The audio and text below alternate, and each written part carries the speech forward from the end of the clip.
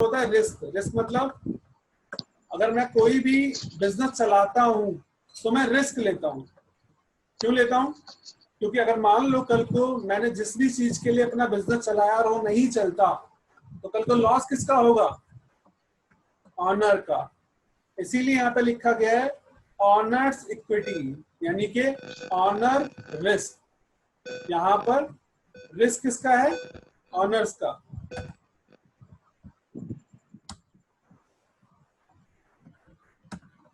ठीक है।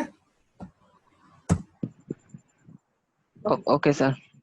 A part of total value of company assets which is claimable by the owner may be shareholder in a company, proprietor in case of sole proprietorship firm।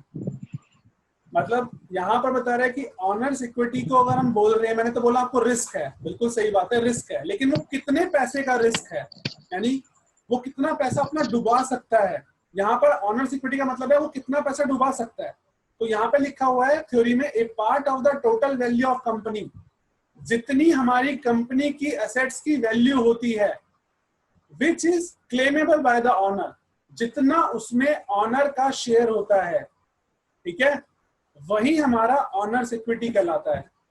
May be the share holder, ये हमारा share holder भी हो सकता है अगर company है तो, और अगर हमारी सोल प्रोप्राइटरशिप फर्म है तो उसके अंदर हमारा प्रोप्राइटर ऑनर्स इक्विटी का पार्ट लेता है। तो यानी कि जो कैपिटल है हमारा, जो हम लोग अब तक इसे कैपिटल के रूप में पढ़ रहे थे, वही कैपिटल यहाँ पर ऑनर्स इक्विटी के रूप में पढ़ाया जाता है।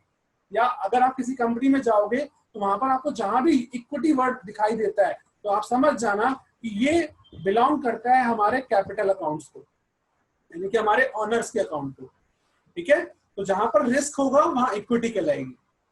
तो अकाउंटिंग इक्वेशन में हम लोगों ने पढ़ा है कि ऑनर्स इक्विटी यानी capital is equal to assets minus liability, मैंने पीछे ही पढ़ाया था अभी, और दोबारा इसने लिखा है owners equity is equal to available capital plus retain earning. इसको और अभी एडवांस में अगली स्लाइड में पढ़ाऊंगा, अभी तो सिर्फ एक बार नॉर्मल पढ़ लो। Owner's equity is equal to equity, जो पिछले साल का इनका बैलेंस है कैपिटल का, वो capital added during the year, इस साल आपने जितना भी पूंजी और लगाई है वो भी ऑनर्स इक्विटी का पार्ट बन जाता है। रिटेन अर्निंग, यहाँ रिटेन अर्निंग बहुत इंपॉर्टेंट है कि रिटेन अर्निंग क्या होती है। रिटेन अर्निंग का मतलब होता है प्रॉफिट, आपने जो भी प्रॉफिट कमाया है वो हमारा रिटेन अर्निंग कहलाता है। या फिर present value of net profit withdrawals, या आप जितना भी इस साल का प्रॉफिट विड्रॉ करने वाले हो या मालिक को मिलने वाला है या शेयर होल्डर को मिलने वाला है, वो सारा ऑनर्स इक्विटी का ही पार्ट होता है। बेटा डिटेल में इसलिए पढ़ा रहा हूं क्योंकि अब आगे जाकर फिर आप दोबारा किसी से ये नहीं कहोगे कि हमें ऑनर्स इक्विटी नहीं पता। और इस बात को आपको बहुत अच्छे से समझना है कि कैपिटल अपने आप में एक बहुत बड़ी चीज है, और ज्यादातर कंपनियों में इसी से रिलेटेड बच्चे फंसते हैं क्योंकि उन्हें पता ही नहीं होता कि ये सब होता क्या है। ठीक है। इसे एक और नाम से बुलाया जाता है जिसे बोला जाता है नेट वर्थ। अब नेट वर्थ हमारी कंपनी की टोटल वैल्यू भी होती है, या इसे ऐसे ही बोल सकते हैं कि हमारे पास जितना एसेट्स है, टोटल एसेट्स हमारा नेट वर्थ होता है। तो ये किस तरह से ऑनर्स इक्विटी से डिफरेंस करता है? तो difference lie in the use of these terms in personal and business perspectives. मैंने कहा ना कि अगर आप पर्सनल पॉइंट ऑफ व्यू से देखें तो पूरी कंपनी मालिक की है, लेकिन अगर बिजनेस पर्सपेक्टिव से देखोगे तो जो भी लायबिलिटी घटाने के बाद एसेट्स में से होता है उतना ही शेयर मालिक का होता है।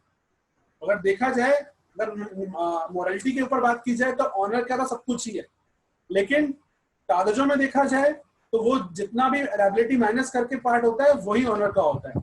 तो honour equity is restricted strictly a business accounting term. Net worth can be also referred to the owner personal value. तो जो भी हमारी अपनी पर्सनल वैल्यूज है वो हमारा जो नेटवर्थ कहलाता है, और जब मैं ऑनर इक्विटी की बात करता हूं तो वो एक्चुअल कहलाता है। तो यानी कि नेटवर्थ एक ओवरऑल सिचुएशन होगी और ऑनर इक्विटी एक एक्यूरेट सिचुएशन होगी जिसमें के अंदर हम सारा माइनस करके एसेट्स में से लायबिलिटी फिर शो कराते हैं। ठीक है, समझ में आ रहा है? May include business equity as well as home equity, investment, bank account, valuable items like jewelry and other collection। मतलब जितनी भी आपके पास assets हैं, चाहे वो इन्वेस्टमेंट के रूप में हो, चाहे वो बैंक अकाउंट के अंदर पड़ा हो, चाहे आपके पास ज्वेलरी पड़ी हो, चाहे और और आपके पास कोई अलग अलग से कलेक्शन आपने किया हुआ, वो सब आपका नेटवर्क का पार्ट होता है, लेकिन उसमें से लायबिलिटी घटाने के बाद आपको ऑनर इक्विटी मिल जाती है।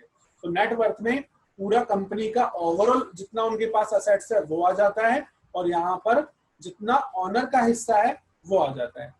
ठीक है।